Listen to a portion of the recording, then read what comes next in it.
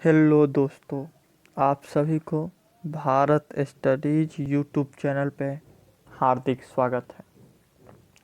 आप सभी लोग जो किसी भी कॉम्पिटिटिव एग्ज़ाम की तैयारी कर रहे हैं, उन सभी के लिए यह वीडियो मोस्ट इम्पोर्टेंट है। यह छोटा छोटा वीडियो आपके एग्ज़ाम के लिए संजीवनी का काम करेगा। मैं इससे पहले एक अबाउट का वीडियो भी बना चुका हूँ। अगर आपने अब तक नहीं देखा है तो उस वीडियो को निश्चित रूप से देखें। मैं आपको गारंटी देता हूँ कि अगर आप ये छोटे छोटे वीडियो देखेंगे तो एग्ज़ाम में आपके 2 मार्क्स निश्चित रूप से आएंगे, क्योंकि इन्हीं ऑर्गेनाइजेशन हो या अबाउट है, इन सब से 2 नंबर निश्चित रूप से आते हैं। तो आप निश्चित रूप से ये सभी छोटे छोटे वीडियो को देखें। ये वीडियो ज़्यादा बड़े नहीं होते हैं, जो आपको टाइम नहीं है देखने के लिए, मुश्किल से 15 मिनट के होते हैं ये वीडियो। तो आप ये वीडियो निश्चित रूप से देखें। अगर अब तक आपने चैनल को सब्सक्राइब नहीं किया है तो चैनल को सब्सक्राइब कर दें, बेल आइकन को दबा दें। चैनल को सब्सक्राइब कर दें, बेल आइकन को दबा दें। इम्पोर्टेंट ऑर्गेनाइजेशन जो हम पढ़ने वाले हैं, और इसमें आज हम पढ़ने वाले हैं संयुक्त राष्ट्र संघ। संयुक्त राष्ट्र संघ के बारे में आज हम विस्तृत जानकारियाँ प्राप्त करने वाले हैं, और यह क्लास हमारा फर्स्ट है। आज हमारा प्रथम क्लास है, और आज हम संयुक्त राष्ट्र संघ के बारे में विस्तृत जानकारियाँ, विस्तृत विवरण पढ़ने वाले हैं। यह ऑर्गेनाइजेशन क्या है, इसमें क्या होता है, इसकी स्थापना कब हुई, इसके चेयरपर्सन कौन है, इसका मुख्यालय कहाँ है, इन सभी बारे में मैं आपको विस्तृत जानकारियाँ दूंगा। पॉइंट टू पॉइंट जानकारियाँ दूंगा, कोई इधर उधर की बातें नहीं होगी, क्योंकि हम भी जानते हैं, आप भी जानते हैं कि समय कितना कीमती होता है। तो चैनल को सब्सक्राइब करें, वीडियो को लाइक करें, सब्सक्राइब कर दें चैनल को, और लाइक निश्चित रूप से करें। भारत स्टडीज आपके लिए सुनहरा भविष्य लेके आई है। अब चलें आज की हम टॉपिक की ओर। संयुक्त राष्ट्र संघ। संयुक्त राष्ट्र संघ होता क्या है, इसकी स्थापना कब हुई, इसके बारे में सबसे पहले हम जानते हैं।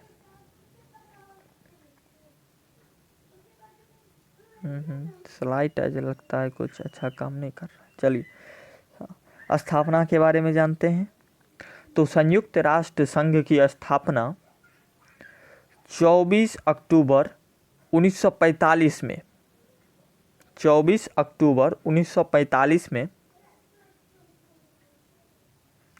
संयुक्त राष्ट्र संघ के चार्टर पर 26 जून 1945 को सैन फ्रांसिस्को ने हस्ताक्षर हुआ, जो 24 अक्टूबर 1945 को लागू हुआ। तो हुआ क्या था कि 24 अक्टूबर 1945 को इसकी स्थापना हुई, पर इसकी शुरुआत जो हुई थी वो 26 जून को हुई थी। 26 जून 1945 को सैन फ्रांसिस्को में सभी देश मिलकर इस पर हस्ताक्षर किए, इस ऑर्गेनाइजेशन के बारे में हस्ताक्षर किए, और तब जाके इस ऑर्गेनाइजेशन के ये सभी जो नियम पर हस्ताक्षर किए गए, डॉक्यूमेंट पर हस्ताक्षर किए गए सभी देश के द्वारा, वो 24 अक्टूबर 1985 से लागू किया 1945 से लागू किया गया। इसीलिए 24 अक्टूबर 1945 को संयुक्त राष्ट्र संघ का स्थापना दिवस मनाया जाता है। अब हम नेक्स्ट की ओर बढ़ेंगे। मुख्यालय, इसका मुख्यालय कहाँ है, तो इसका मुख्यालय है न्यूयॉर्क, जो है कहाँ, संयुक्त राज्य अमेरिका में, USA, United nation America, United state America. 2 minute, New York, संयुक्त राष्ट्र America, United state America, USA. संयुक्त राज्य अमेरिका, न्यूयॉर्क शहर का नाम है जहां इसका मुख्यालय है। अब हम नेक्स्ट की ओर बढ़ते हैं। नेक्स्ट हमारा है संयुक्त राष्ट्र का प्रतीक चिन्ह क्या है, उसका सिंबल क्या है। जैसे आप हमारे यूट्यूब चैनल का सिंबल देख रहे होंगे, भारत के नक्शे में तिरंगा बना हुआ, उस पर लिखा हुआ भारत स्टडीज। तो ऐसे ही संयुक्त राष्ट्र संघ का लोगो क्या है, उसका प्रतीक चिन्ह क्या है। तो संयुक्त राष्ट्र संघ का प्रतीक चिन्ह है जैतून की 2 शाखाएं ऊपर की ओर खुली हुई। जैतून की शाखाएं होती है वो कुछ आप गेहूं या बाजरे की शाखाएं देखे होंगे, उसी प्रकार से होती है। जैतून की शाखाएं वो ऊपर की ओर खुली हुई होती है और उसके बीच हल्की नीली पृष्ठभूमि में विश्व का मानचित्र होता है। विश्व का मानचित्र ग्लोब जो होता है, ग्लोब है बीच में और उसके दोनों और ऊपर की ओर खुला हुआ, यही एक जैतून का शाखाएं होती हैं, उसका चित्र किया हुआ है। तो ये है आपका जैतून की 2 शाखाएं ऊपर की ओर खुली हुई और उनके बीच में हल्की नीली पृष्ठभूमि का विश्व का मानचित्र है। ये इसके प्रतीक चिन्ह है। नेक्स्ट की ओर बढ़ते हैं। इसमें कितने देश हैं? तो अब तक संयुक्त राष्ट्र संघ में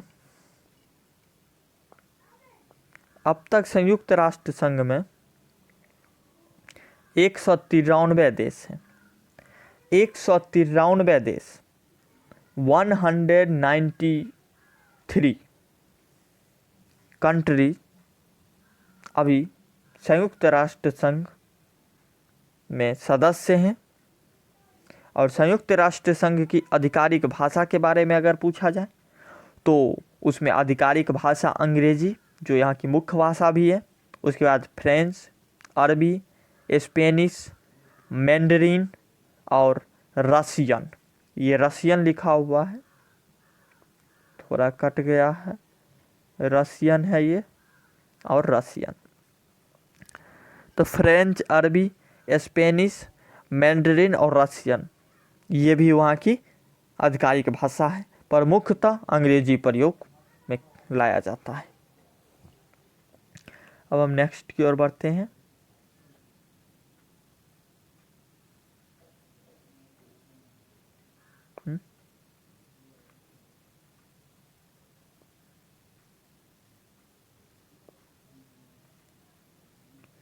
ये क्या हो गया? स्लाइड लगता है फंस चुका है। आप चिंता बिल्कुल भी ना करें, हम अभी इस स्लाइड को ठीक कर देते हैं। हाँ चलिए, अब संयुक्त राष्ट्र संघ में महासचिव कौन है? तो हम बताए थे कि इसके पूरे के पूरे विवरण मैं आपको देने वाला हूँ। तो संयुक्त राष्ट्र संघ के महासचिव है एंटोनियो गुटेरेस। ये अभी संयुक्त राष्ट्र संघ के महासचिव हैं एंटोनियो गुटेरेस। और ये है कहाँ के? ये पुर्तगाल के हैं, एंटोनियो गुटेरेस। संयुक्त राष्ट्र संघ के प्रमुख अंग कितने हैं? तो संयुक्त राष्ट्र संघ के 6 प्रमुख अंग हैं। और ये 6 प्रमुख कौन कौन अंग हैं ये भी मैं आपको बताने वाला हूँ। ध्यान से मन लगा के पढ़िए, सभी कॉम्पिटिटिव एग्जाम के लिए यह वीडियो मोस्ट इम्पोर्टेंट है। इस वीडियो से कम आपको 2 मार्क्स निश्चित रूप से मिलेंगे। तो आप ये वीडियो को पूरा देखिए, चैनल को सब्सक्राइब कीजिए, लाइक कीजिए और आगे चलते जानते हैं कि वे 6 प्रमुख कौन से अंग हैं। तो वे 6 प्रमुख अंग हैं। फर्स्ट है महासभा। यह संयुक्त राष्ट्र संघ का प्रथम प्रमुख अंग है जिसका नाम है महासभा। द्वितीय प्रमुख अंग है सुरक्षा परिषद। यह सेकंड प्रमुख मोस्ट इम्पोर्टेंट अंग है, वो है सुरक्षा परिषद। थर्ड प्रमुख अंग है आर्थिक और सामाजिक परिषद। आर्थिक और सामाजिक परिषद संयुक्त राष्ट्र संघ का तीसरा महत्वपूर्ण अंग है। चौथा है पर्यान्यास परिषद। पर्यान्यास परिषद, इस 6 परिषद के बारे में मैं आपको विस्तृत वीडियो प्रोवाइड करूंगा, इसलिए चिंता करने की कोई बात नहीं, आप बने रहिए, चैनल को सब्सक्राइब निश्चित रूप से कर लें। पर्यान्यास परिषद ये इसका चौथा मुख्य अंग है। पांचवा अंग है अंतर्राष्ट्रीय न्यायालय। अंतर्राष्ट्रीय न्यायालय इसका एक महत्वपूर्ण अंग है, ये इसका पांचवा अंग है। और छठा अंग है सचिवालय। संयुक्त राष्ट्र संघ का छठा और अंतिम अंग है सचिवालय। तो चलिए हम आगू की ओर बढ़ते हैं। आगू है संयुक्त राष्ट्र संघ की स्थापना की जरूरत क्यों हुई। आपके मन में यह सवाल हो सकता है कि आखिरकार संयुक्त राष्ट्र संघ की स्थापना का जरूरत ही क्यों पड़ा। भाई क्या जरूरत थी एक संस्थान की, एक ऑर्गेनाइजेशन की विश्व में? कुछ तो कारण हुए होंगे, ऐसे ही तो नहीं कोई चलता है भाई चलो हम ये स्थापना कर देते हैं और स्थापना हो जाता है। उसके कुछ कारण होते हैं, तात्कालिक प्रभाव होते हैं, भविष्य के दृष्टिकोण से भी मायने होते हैं। इस सभा की जरूरत क्यों हुई? क्या ये सभा नहीं बनता तो क्या हो जाता? भाई एक सभा बन गई हम लोगों के एग्ज़ाम के लिए, आप लोगों के एग्ज़ाम के लिए, यह एक और क्वेश्चन क्रिएट हो गया, तो क्या ज़रूरत थी ऐसी सभा की? आपके मन में ये प्रश्न आ सकता है। तो इसकी ज़रूरत क्या थी उसके बारे में अब हम जानते हैं। इसकी ज़रूरत थी कि प्रथम विश्व युद्ध जो 1914 से 1918 के बीच हुआ था, के बाद विश्व शांति के लिए एक अंतर्राष्ट्रीय संगठन की आवश्यकता थी। उसके कारण क्या थे? ये संयुक्त राष्ट्र संघ जो बना, इसका क्या कारण था, इसके बारे में जान रहे हैं अभी। तो इसके कारण यही थे कि 1914 से 1918 के बीच जो प्रथम विश्व युद्ध हुआ, आपको हम विश्व युद्ध के बारे में भी एक वीडियो प्रोवाइड करेंगे, इसलिए चिंता करने की कोई ज़रूरत नहीं है। हम यहाँ पे आपके लिए काम कर रहे हैं, आपको बस इतना काम है, आप वीडियो को लाइक कीजिए, शेयर कीजिए और चैनल को सब्सक्राइब कीजिए। हम आपको एक एक कंटेंट आपके घर बैठे, आपके मोबाइल, आपके लैपटॉप, आपके डेस्कटॉप प्रोवाइड करेंगे। तो प्रथम विश्व युद्ध जो 1914 से 1918 के बीच हुआ, उसके बाद यह ज़रूरत पड़ी कि एक अंतर्राष्ट्रीय शांति के लिए एक अंतर्राष्ट्रीय संगठन की आवश्यकता पड़ी। तो आवश्यकता क्या थी? देखिए, आवश्यकता महसूस हुई जिसके परिणाम स्वरूप राष्ट्र संघ की स्थापना हुई। इसी के परिणाम स्वरूप राष्ट्र संघ की स्थापना हुई। मगर राष्ट्र संघ दूसरा विश्व युद्ध न रोक सका। ये बात कहाँ की हो रही है? 14 के 18 के बाद, 1914 से 1918 के बाद एक राष्ट्र संघ की स्थापना हुई थी, पर यह राष्ट्र संघ भी उतना कारगर नहीं हुआ और ये दूसरा विश्व युद्ध होने से नहीं रोक सका, जो हुआ था 1939 से 1945 तक। 1939 से 1945 के बीच जो दूसरा विश्व युद्ध हुआ था, राष्ट्र संघ इसे नहीं रोक सका और इसीलिए राष्ट्र संघ की इस असफलता ने